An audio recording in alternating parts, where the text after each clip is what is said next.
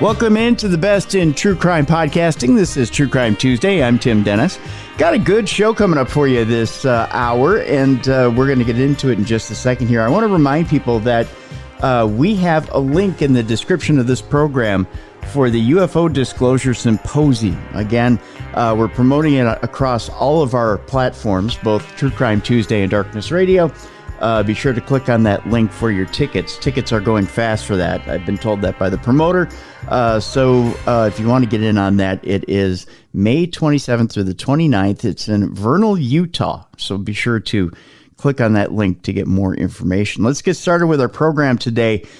There's a book out there that I read over the last week called Bone Deep, and it is fascinating. We're going to get to that right now and talk to our guest. Joel Schwartz is the author of that book. He spent 30 years as a criminal defense lawyer in the St. Louis region as a principal in Rosenblum, Schwartz, and Fry, one of the area's leading law firm. He's handled nearly every type of criminal case and in state and federal circuit courts and appellate courts in Missouri, Illinois, Michigan, and Iowa, and has represented clients in California, Colorado, Texas, Arizona, and Nebraska.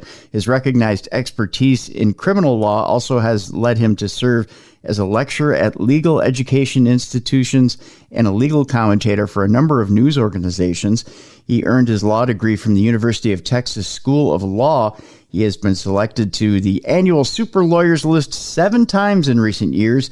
He's a member of the top 100 trial lawyers for the American Trial Lawyer Association and is a lifetime member of the National Association of Criminal Defense Lawyers. He lives in the Metro St. Louis area. Let's welcome to True Crime Tuesday, Joel Schwartz. Hi, Joel. How are you?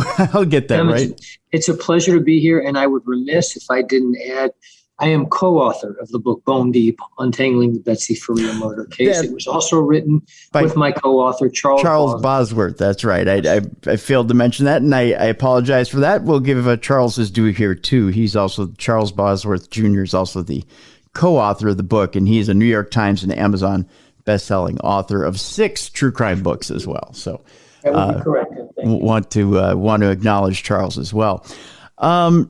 Let's start out, Joel, getting to know you just a little bit before we launch into Bone Deep here. Tell us how going from being a criminal lawyer to getting into the field of being an author. Basically, tell me how it all begins. How do you get interested in criminal law? What sparks that interest? Well, I went to law school way back in the 80s. I graduated from undergrad and got some job offers and decided none of these are anything that interests me, nor what I want to do. So I wasn't ready to go into the real world yet. And I was deciding whether or not to go just kind of travel or continue on with my schooling. And frankly, it was between getting an MBA and a law degree. And I figured it's 3 years for a law degree, 2 years for an MBA. I wanted to stay in Austin, Texas as long as I could do that. And I figured out a way, and that was go to law school. I never intended on practicing law. I graduated from law school. I turned down several offers out of law school for more money than I could have ever imagined. My parents thought I was out of my mind, and I moved to LA and started waiting tables and attempted to become an actor. Really? It wasn't until a writer's strike in 1989, it went on for months and months and months. So I was no longer, I looked at myself, I wasn't a law graduate waiting tables attempting to be an actor. I was a waiter with a law degree. So I was home visiting. I came back to St. Louis, which was home. And I was home for a couple of weeks, and I ran into a friend of mine who was in the middle of a murder trial. And I did have my law degree, and I had my bar, and he said, I think you'll like it. Come on by, check it out, which I did. And I thought, I could actually make a living doing this, and I think it would be something that I would enjoy. So I talked to the public defender's office the next day, and they said, we'd like you to start tomorrow. I said, well, hold on for a moment. I live in Los Angeles. All my stuff is in Los Angeles. Let me think about it for a week. Well, I decided I would give it a try for 1 year and then make that and then reevaluate. Well, that was 1989. And here I am, 2022, still living in St. Louis, loving every minute of it. And I really enjoy the work that I do as a criminal defense attorney. Wow. That's interesting, Joel. That normally it's the other way around. You get infatuated with Hollywood, you move to Hollywood, you don't ever go back, or you at least try to make a go of it by being an attorney or criminal defense attorney in Hollywood, or at least for the weather. Yeah, you can't knock the weather. I agree with you there. Yeah, I find it interesting that you put down the roots and you made a go of it there. Well, I still continued once I was back here. I really do have a desire. I enjoy. People say, "Well, how can you speak to these groups?" I'm speaking to 1,500 tomorrow night. I think I'm speaking to 500. It's not one of those things that's ever bothered me. People talk about this great fear of public speaking. I go on stage, and I came back here, and I continue to do a lot of live theater. I play guitar, and I'm in a band, and I'm lead singer. So I just love doing that. And because of the law, it enabled me to sort of perform in front of a jury. And fortunately, it's turned to work well for me as well as have good results for my clients. Is there really a born actor in every attorney? Do you find that? Probably in every criminal defense attorney, at least the successful ones, there has to be some modicum of an ability to act, because what you need to do, I believe, in when you're a good actor, and I'm not saying I'm a good actor. I like to think maybe I was, but you have to actually become that person. You don't want to pretend you're that person. Well, when you are trying to sell a defense to a jury, sometimes, as in the Bone Deep case with Russ Faria, it was easy because I knew with 100% he wasn't guilty. Okay. But there are times you don't know, or you actually believe the opposite. But what you need to do is convince yourself enough that you have to convince the jury, because if you can't sell it to yourself, 12 people sitting watching you is going to be able to figure out that you're nothing but a salesman, and they're not going to go along with what you're trying to sell. Is your toughest sales days, it safe to say, the days where you know that maybe you're selling a bill of goods? Is it safe to say? That's my point. Sometimes you're looking at this, and I basically you attack. I don't like to attack the victim, but sometimes you have to attack the investigation. Okay. You're not saying your client didn't do it. You're just saying that there's doubt. And that bill of goods, as you so succinctly put it, is what you're trying to educate the jury on, to make them believe that there is a problem there. And many, many times there is. And frankly, when a case is messed up or the police haven't done it right, then they should have quit the guy. Understood. So you brought up here Bone Deep, which is the story that we're going to get into and talk about today. And by the way, Joel mentions Bone Deep, and we do have a link for the book in the description of this program. And you can click on that link and get that book as we're talking here. It's a very interesting story, and a story that I think it's safe to say would be anybody's worst nightmare. There's layers of tragedy in this story, Joel, that I think if you have a significant other, a wife, someone who you have very close to you, the idea that, one, they are dying slowly anyway of cancer, is the idea that you're losing them very quickly. But then two, that you come home and find them murdered or dead and taken from you, even though they were going to,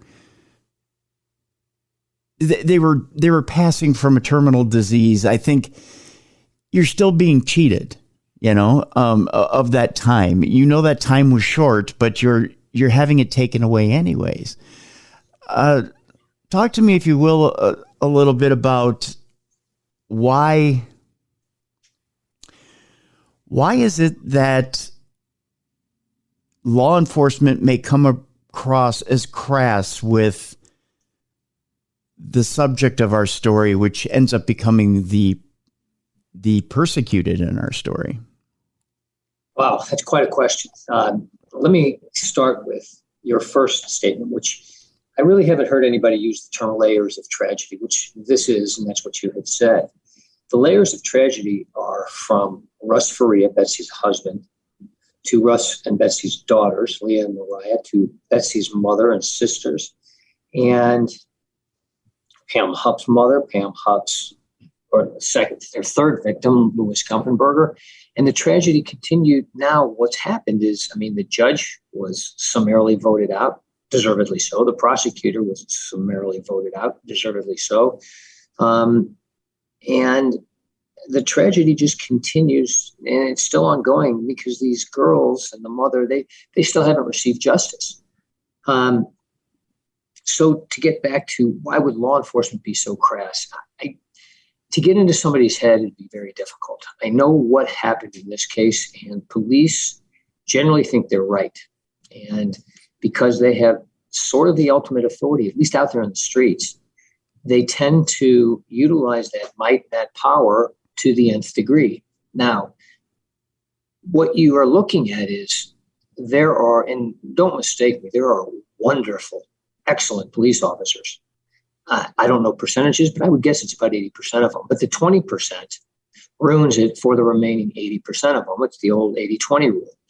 And what you have to look at are the qualifications in general to become a police officer. In most jurisdictions, you need to be a high school graduate and then go to the academy. That's it. Now, you've got other law enforcement agencies, DEA, FBI, that generally require college experience. Some require law experience. So the problem is you have uneducated or undereducated individuals, many times in a very, very dangerous job. And I don't want to undersell that. It's not something that I would want to do. It can be, depending upon where you work, extremely serious and extremely dangerous. Well, they tend to exert that authority. They tend to overexert that authority. And many times it's because of ignorance. Many times it's because of just lack of training. And many times, not to necessarily defend police officers here, but it's due to fear. They're out there on the streets and they think they need to show that they're in charge because they think that then that will protect them at least to some degree. If you want me to go on about that, I'm happy to. If you'd like please to kind of get into how this was demonstrated in this particular case. This case, Bone Deep, Russ and Betsy Faria, this all began with an assumption based upon the 911 call. Russ Faria got. Well, go ahead. I'm sorry. Let's do this, Joel. Let's set the scene from the very beginning for our audience, so that they get an idea, a true start and end point of what happens in this case. So Russ basically he's out for a guy's night, essentially, and it's not a rare guy's night. He does have a guy's night once a week. His wife goes to have her chemotherapy treatments, her infusion treatments, and she has to at times stay overnight, correct? Well, what she will do is, because Russ works from home, when she gets her chemo treatment, she doesn't want to drive. Her mother actually lives close to what's called the Siteman Cancer Center. So many times, either before or after, she will stay overnight at her mother's. And this was one of those nights prior to it. That was unplanned, but I think the plan was to stay at her mother's that evening, or Russ was going to pick her up and bring her home. Okay. So at that point, he's having one of these guys' nights. He has to pick up a few things, or Betsy asks Russ, can you pick up dog food on the way home? So he does that. He stops off at an Arby's. He gets a couple of sandwiches. He comes home to find what? Well, everything that he did, he does almost every Tuesday. He leaves, he runs errands, or he goes to his mother's, and then he goes every Tuesday night from 6 to 9 to his guy's night. And it's not just a guy's night. One of the participants is a female. So he does that, and if this were you or me or anyone else in the world, 999,999 times out of a million, it's fine. This particular night, Russ showed up at home. He walked in the door, put the dog food down, and he saw his wife, Betsy, brutalized, laying there on the floor. What was visible to him was a knife in her neck and slashes on her arms and a major gash in her right wrist. And she was obviously gone. Her tongue was hanging out. She was covered in blood. She wasn't moving, and there was a large pool of blood underneath her. He jumped to the conclusion that she must have killed herself. Now, given not only her recent terminal diagnosis, she had been depressed. She had threatened suicide before, attempted it once. And then approximately a year prior, she was stopped for a stop sign violation. She told this young patrolman she wanted to kill herself, and he had her involuntarily committed. So even though Russ jumped to those conclusions, were semi-illogical, there was a basis for it, and that was the basis. Now, with that said, there were 56 stab wounds.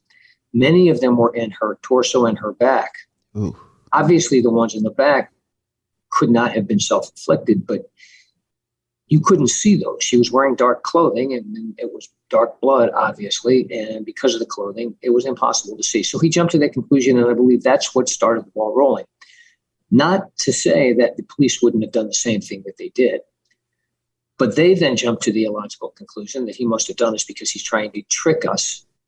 And I guess their theory was that they thought Russ would just assume what he said was true, pick up the body and take it to the morgue without ever doing any sort of autopsy, because it's clear the person who did this would not have called in and said suicide because of all the stab wounds in the back, which he didn't know about. So every stopgap along the way failed. There was what's called the major, I can't think of the name right now. They put a conglomeration of the top police officers in the area to investigate. They met, they sent out and checked out all the leads. Effectively, Russ continued to talk to them in custody for 36 hours. Now, had Russ called a relatively competent criminal defense attorney, they would have said, don't say a word. I'll see you. I'll be right there, or I'll see you in the morning. Russ never felt that he was under arrest. He never felt he was a suspect until he was told that. So he continued to talk to them, thankfully, because in talking to them, he told them the places he went. So they were able to go to 3 places and get them on video. They were able to go to a 4th and get a receipt as well as a description. They also were able to go to Arby's to get the timestamp receipt. They went and talked to his 4 alibi witnesses, separated them, took them to separate police departments, confirmed everything that he told them and everything he said and where he was. Moreover, they could confirm that he was wearing the exact same clothing that he was arrested in, right down to his boots and his hat, none of which had a speck of blood on it, which we certainly knew at the time and continue to know that whoever did this would have absolutely had blood on them. Given all those factors, they believed there wasn't enough to charge him. So he was released, and then about 5 days later, they executed a BS search warrant on the house, claimed that there were photographs demonstrating a trail of luminol to highlight blood evidence to the towel drawer, to the door, and cleanup evidence. And based upon that, they said there was probable cause, and they arrested Russ Faria and charged him with murder in the 1st degree.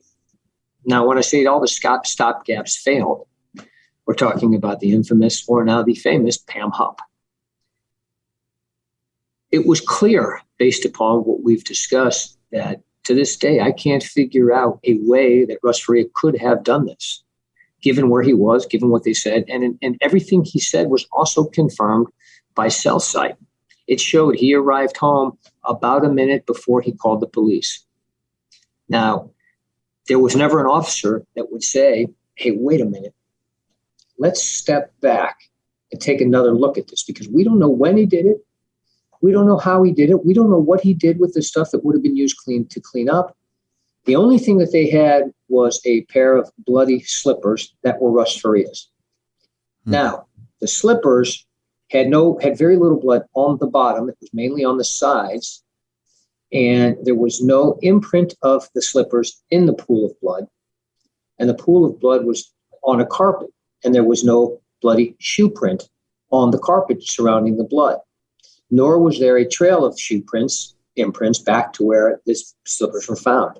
It's clear, and was clear to me from moment one, that the slippers were dipped in the blood, carried back and planted in Russ and Betsy's closet for the police to find. Now, that's wonderful. Okay, but, the spouse always did. The husband's always done it. And why would he do it? Well, he wants a divorce, or he wants to keep his money, or he wants the insurance. Well, in this particular case, 4 days prior to being brutally murdered, She inexplicably and suspiciously, Betsy changed the beneficiary of one of her insurance policies for $150,000 over to Pam Hupp. This insurance policy had been in Russ Faria's name as the beneficiary for the last 11 years, approximately 4,000 days. It was in Pam Hupp's name for 4 days. Pam Hupp inserted herself into Betsy's life throughout the course of that day. We have text, hey, I'm going to take you home, and Betsy, or I'm going to come visit you at chemo, and Betsy tells her not to come. She's being driven by somebody else that she wants to spend one-on-one time with. Pam Hupp shows up anyway, not only uninvited, but told not to come. She then insists on taking her home, and we have a text from Betsy to Russ, hey, Pam's going to take me home, and his response is somewhat, he's astounded because it's a good hour out of Pam's way, and it's completely on Russ's way to take her home. Coupled with the fact that this is a snowy, 25-degree, dark December night in St. Louis. There's no reason that Pam would have taken her home, but Pam insisted on taking her home. I say all that, and there's much more, but the fact is that the police never, ever, ever considered that and never looked at it. Armed with that information that Pam had taken her home, they went to see her the next morning. One of the very first questions they asked Pam Hupp is, when you dropped her off, did you ever go in the house? Now, mind you, this is 9 hours after her semi-close friend is brutally murdered. And her answer is, no, I didn't go in the house. Within about a minute, that answer changed. They never considered that to be a problem. They looked at her cell phone. There was a call from Betsy 23 minutes after she arrived, a call to Betsy 23 minutes after we know she arrived at Betsy's house. They asked her, and after the initial lies, she talked about going in the house. There were lies about who turned on the light, about the places she went in the house, but it continued. She was there for 10 or 20 minutes. So what happens, and they arrive at 7:04 p.m. because we know there's a call from Pam to Pam's husband, Mark, at that point in time. She puts Betsy on the phone, who doesn't know Mark at all, to wish him Merry Christmas and Happy New Year. And I guarantee that's what I've always called a proof of life call. Yeah. So we know at 7:04, Betsy's alive and she's on the phone talking to Mark Hupp. They then go inside. We don't know how long Pam was there, but what we do know, and this was to me just a glaring mistake, and it made it so blatantly obvious as to what was going on. On the way home, Betsy had received a call from her daughter. Her daughter was going to the cell phone store to get a new phone and change her plan, but it was Betsy's plan, so Betsy was going to have to prove it. So her daughter called her at 7 o'clock and asked her if she would please make sure she answered her phone call so they could approve the plan. The daughter called her at 7:21, 7:26, and 7:30. They all went to voicemail. They were all missed calls.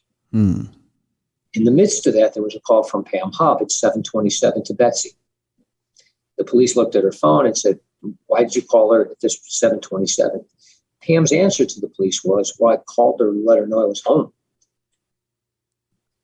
And the police looked at it and said, well, it's like a 25-mile drive. If you dropped her off at 7:04 and went inside, it's impossible for you to be home. So what I meant was I was close to home. Well, where exactly were you? Well, I was at the intersection of this highway, and I meant I was just home free because I knew where I was. Well, nobody looked at anything. Nobody tested anything against Pam Hupp to this day, because I don't have access to the evidence. But what I was able to do is pull her cell site. She was still, we're in a rural area, so I can't place her exactly.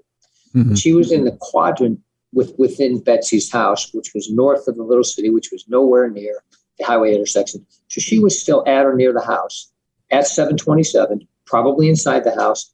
At the time Betsy was missing her calls from the daughter.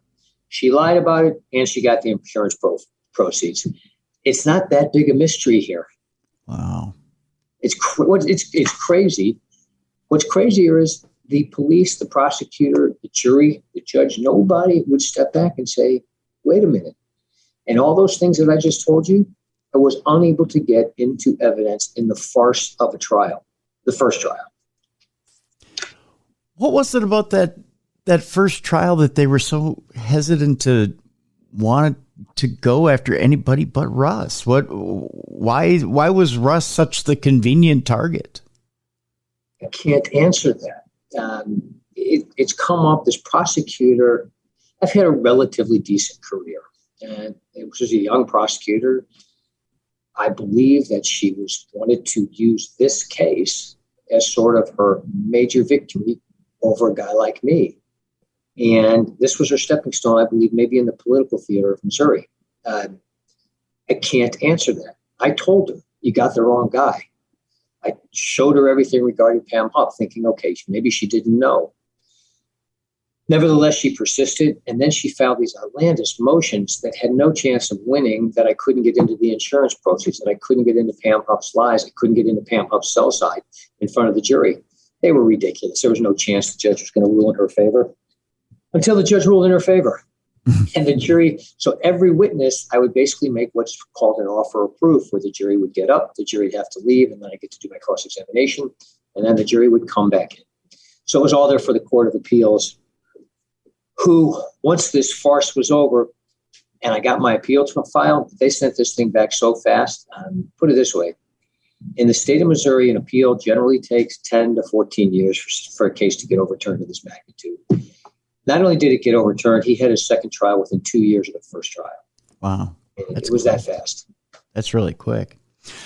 I tell you what, Joel, let's take our break right here. We'll take it a little bit early. When we come back, let's talk a little bit more about the case and why, again, why the rigidness of things and why it took so long to kind of change the focus of the case. It seems to me that there's little twists and turns here in the book that are almost frustrating to a point that you just want to bang your head against the wall. And I guess I want to talk to you a little bit about how you overcome some of those obstacles. And when we come back, we'll talk more with the co-author of Bone Deep. Again, the link for the book is in the description of this program. We want you to go out and get that copy of that book right now. Again, Bone Deep is co-written with Charles Bosworth Jr. Our guest is Joel Schwartz. We'll talk more about Bone Deep when we come back here on the Best in True Crime Podcasting. This is True Crime Tuesday. Welcome back to the Best in True Crime Podcasting. This is True Crime Tuesday. I'm Tim Dennis. Our guest is Joel Schwartz, co-author of the book Bone Deep, the other co-author being Charles Bosworth Jr. Joel spent 30 years as a criminal defense lawyer in the St. Louis region as a principal in Roseblum, Schwartz, and Fry, and also, again, the co-author of Bone Deep, and that's the subject of today's True Crime Tuesday. We're talking about the subject of the rigidity of the legal system when it comes to once you get a prime suspect in a case, and the ability to try and move off that prime suspect when trying to enter other evidence into a case, especially when you know you've got it wrong.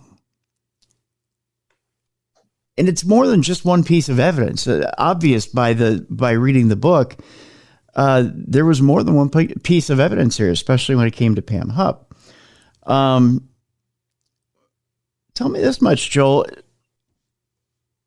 Is it just egg on the face, or is it a professional outlook on how that prosecutor is doing their job? Is it votes? Is it a mixture, a potpourri? What is it that keeps someone from saying, hey, you know what? We don't want to mess with people's lives here. Let's take the L on this part of the case and move forward. What is it that keeps a prosecutor's office from being more fluid? Tim, that's such a great question. And there are many, many prosecutors I deal with who, if I bring them information that my client didn't do something, they will take a look at it, and if it's accurate, they'll dismiss the case. And there are so many prosecutors I deal with that will listen, that will weigh what I bring them and do the right thing. In this particular case, I brought more and more and more. And the more I brought to this prosecutor, Leah Askey, the more she seemed to dig her heels in. To this day, I am told, actually, I'm not told, she said it publicly, that she thinks she had the right guy, which is crazy. Because what we're looking at now is Pam Hupp. I don't want to ruin the ending for your listeners. No, by all means. Pam Hupp is currently charged with the Betsy Faria murder, notwithstanding the piss poor investigation that these police did, a lot of it is based upon the investigation that I conducted. Additionally, after the fact, we know that Pam Hupp went out and killed another innocent person. She's doing life in prison without parole for that murder. And it was as heinous as they can be. The coup de grace, the icing on the cake, and she is not charged with this, but during the Betsy Faria case or the Russ Faria trial, during one of my offers of proof, without the jury hearing, I'm cross-examining Pam Hupp, and who had consequently set up a trust for Russ's daughters 1 week before the trial, 2 years after the fact, after Betsy had been murdered. She testified and then said to me, "Would you like to know what took me so long to set the trust up?" I said, "Of course." Her response was that her mother had Alzheimer's and she had been taking care of her for the Alzheimer's, and she recently had died of Alzheimer's. I'm sorry to hear that, ma'am. Come 3 days later, the trial is over. I think I got 6 calls that day, some anonymous, some not. Pam's mother fell through the bars from her 3rd floor balcony of a retirement community. After 2 engineering experiments, it is proven that those bars were kicked out by somebody. Pam's mother had 14 times the recommended dose of Ambien in her system.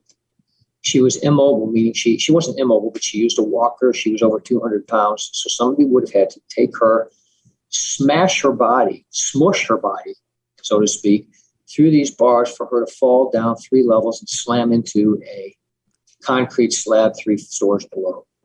What we do know is Pam Hupp was with her, the last person. She had brought her back to the place. She then went downstairs and she told the staff that Mom's not hungry. She's just tired, so she won't be home for dinner. She won't be down for dinner tonight. She probably won't be down for breakfast either. And then she left. Pam has not been charged with that murder. Pam did inherit money from the death of her mother. And she famously says, as she's being interviewed regarding the Betsy Faria murder, on tape and on videotape by one of the detectives, he said, Schwartz is going to go after you. He's going to accuse you of doing Betsy Faria's murder. Now, this was before the judge had ruled that I couldn't get into that. And she states, that's crazy. Why would I kill somebody who's physically stronger than me and she's younger than me when I could just kill my mom and she has $500,000 that I get when she dies. Eerie, isn't it? What a monster.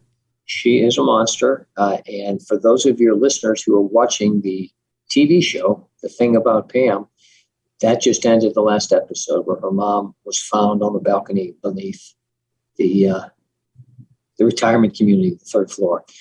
Now in Bone Deep, it goes into they take many, many literary or entertainment licenses with the series. Yeah. And it's from Pam's point of view, and it's done campy and it's done satirically. It's still wonderfully entertaining, and it still does adhere to the truth.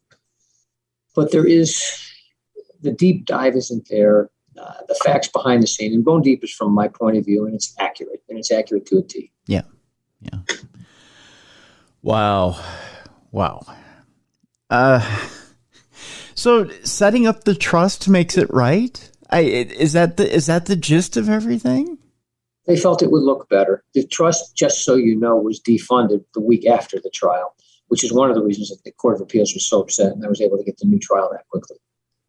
All she did, she opened a trust, she put $100,000 in there.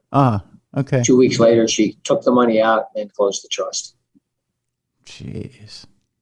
Yeah, it's crazy.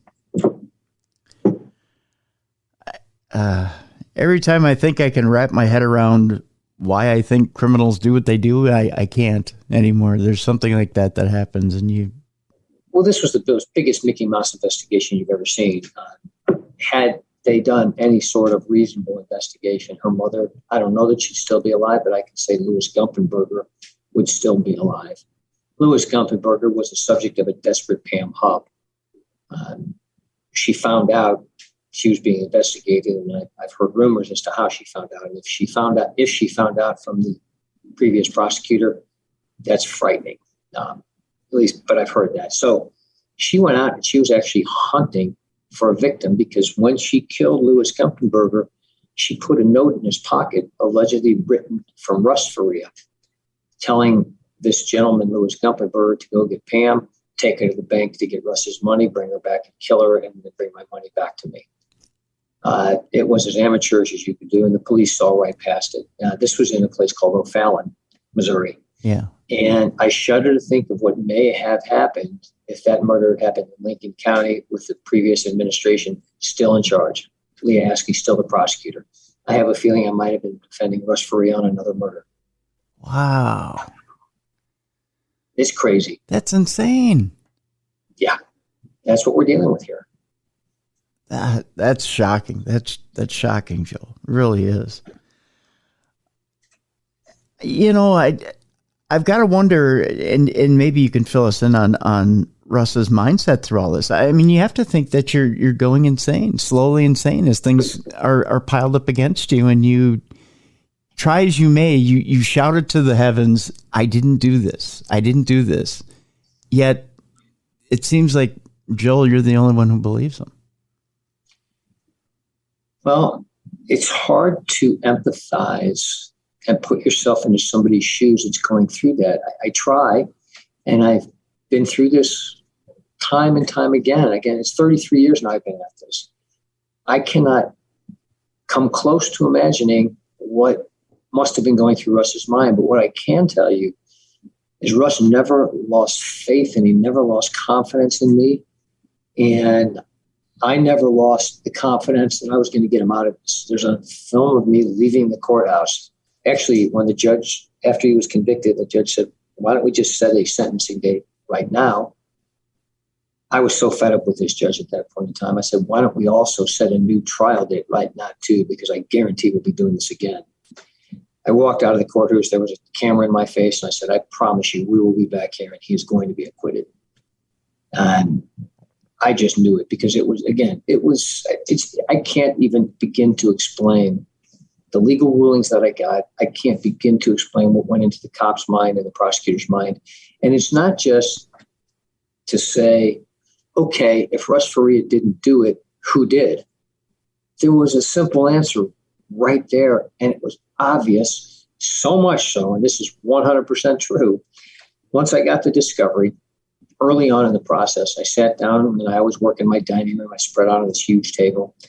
And my son, who was in 7th grade at the time, sat down and looked up and said, Dad, can I help? I think it was cute. He's going to sit there for 2 minutes and be bored.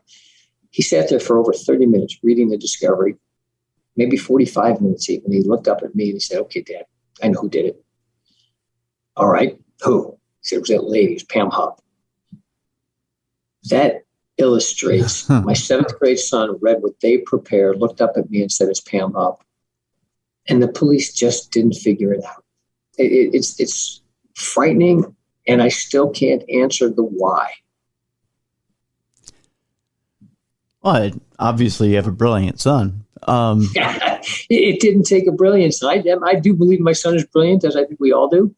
But it didn't take brilliance to figure this out. True. I mean, it wasn't an overly challenging case, but at the same time, yeah, you're right. I mean, it just took thorough detective work to get everything put together. Well, the thing is, Tim, they did thorough detective work. They were able to prove he couldn't have possibly done it by being thorough. They did 3 interviews separately with the alibi witnesses, all videotaped. They checked his cell site. They got the video. They went out of their way to do the things that they should have done. They just came up with the blatantly, obviously wrong conclusion. And that's what I can't understand, because these officers are supposed to be the best. Why nobody stepped back and said, hold on a minute.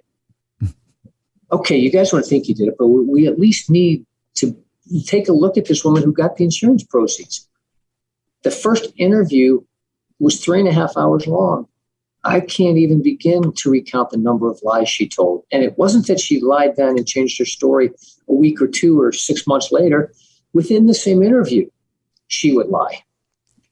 and her story would change. It was painful and frustrating to listen to. Yet they did nothing off the lies, which is maddening. It was. I mean, as you said earlier, the frustration. There's something in the trial transcript. I looked at the judge, and she wouldn't make these rulings, and I said, I don't know what I need to do to get your attention. Maybe if I just stripped down naked and started banging my head on your bench, you'd start to listen to me. She just looked at me like a deer in the headlight, and nothing, no understanding, no comprehension. At one point, I laid 100 cases on her bench to make a point that she was wrong. And I did it slowly. I did it like 5 cases at a time. So I was just stacking them and stacking them and stacking them until she couldn't see me and I couldn't see her. We had to talk between these with this paper, these stacks of paper in between us. So I was doing the best I could to make the point and have a little fun with it. She still didn't rule in my favor.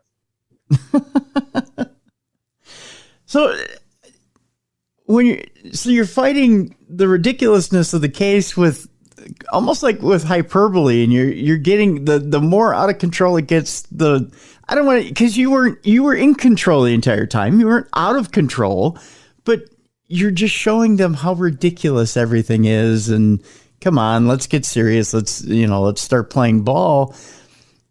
Was there ever a point where you said to yourself, I won't go there to show them how stupid this is? No, I went there and I continued to go there, but I was under control. I don't lose my composure, with the exception. There was one time I lost my composure, and it wasn't what you'd think. It was after the second trial, after 4 years of this, and the judge acquitted him. We were walking outside to a throng of well-wishers and a throng of supporters and TV and cameras. I lost it. I had to step away. I stepped into the bathroom for about 5 minutes. I teared up, and at that gained my composure, walked back outside, and Russ waited for me, and we walked outside to face everybody. That was the only time I lost it, not anything during the trial.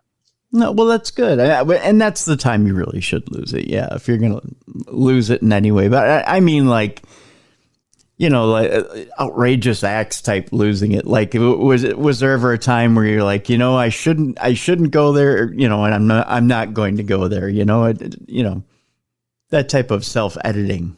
It got close to the edge where I thought she would and potentially should hold me in contempt because I lost complete respect for her, and it was clear in my responses. I guess I just never went over the edge. I mean, I wanted to say, what sort of idiot are you? And I said it, but I didn't say it in words. Ah, okay. So because of that, she never held me in contempt.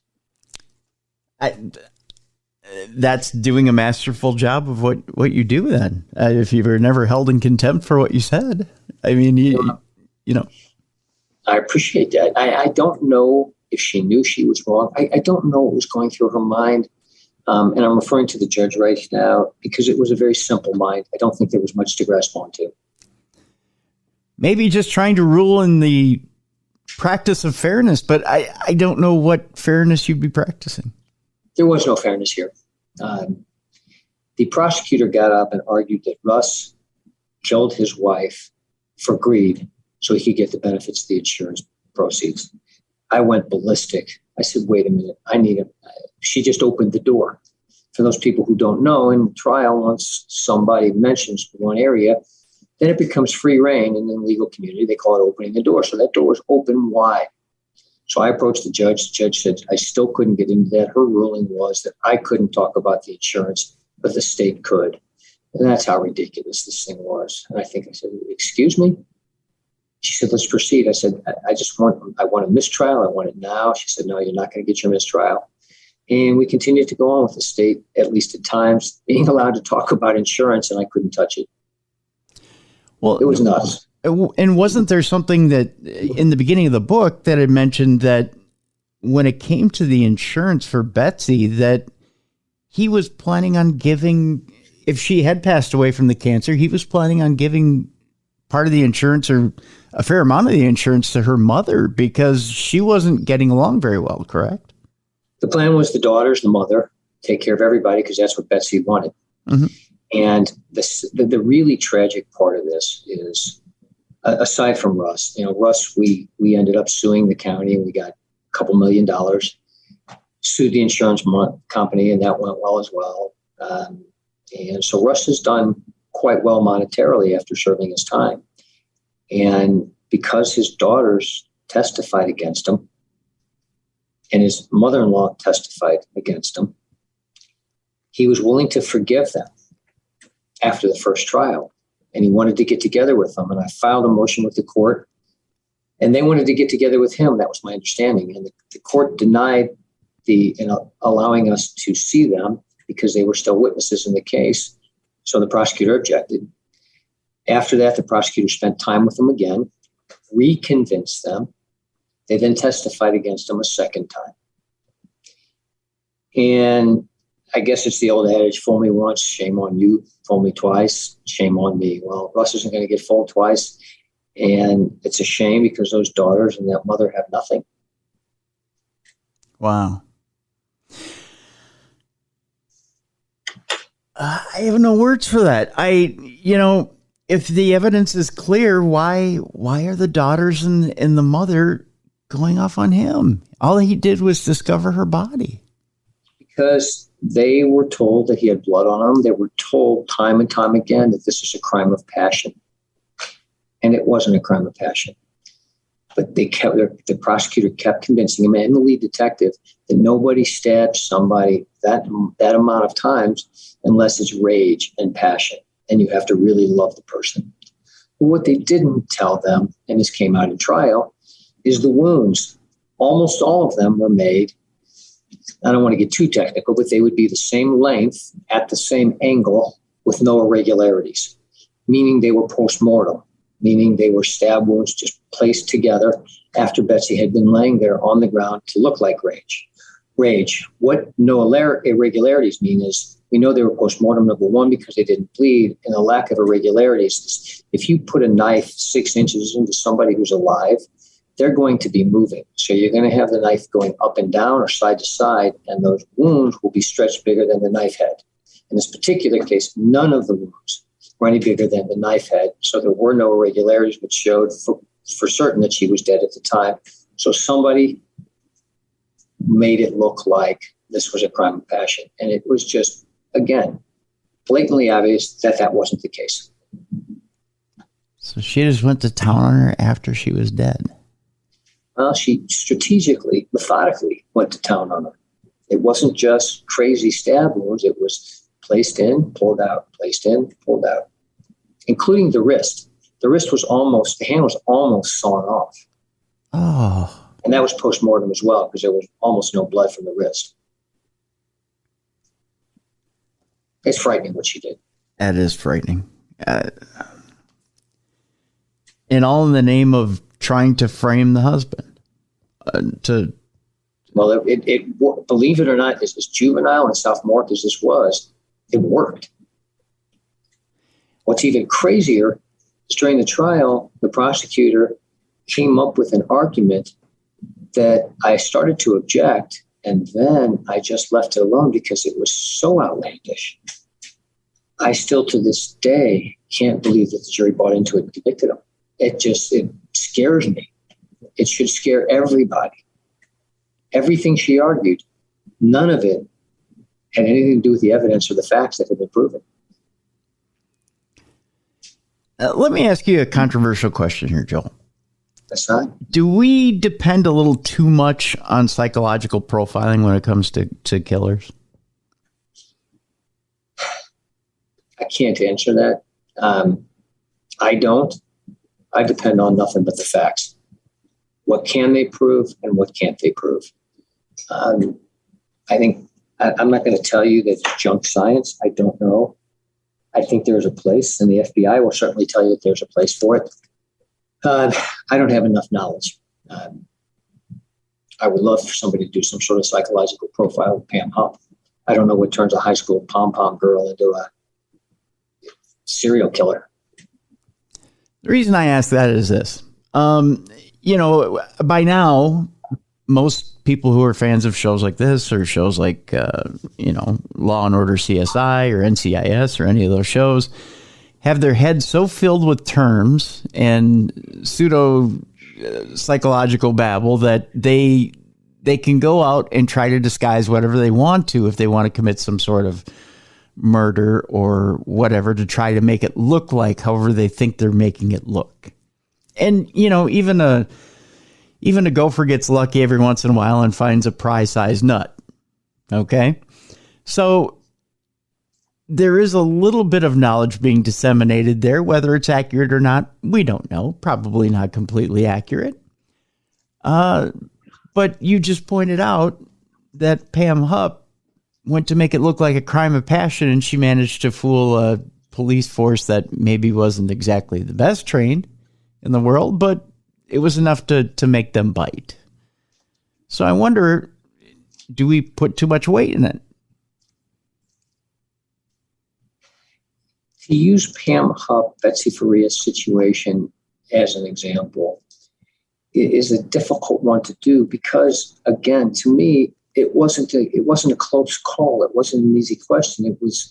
This isn't what happened. It was clear this wasn't a crime of passion. Mm-hmm. So we're talking a completely different scenario from this particular case, albeit she did fool them. It's even hard for me to this day to believe that they believed in what they were trying to sell.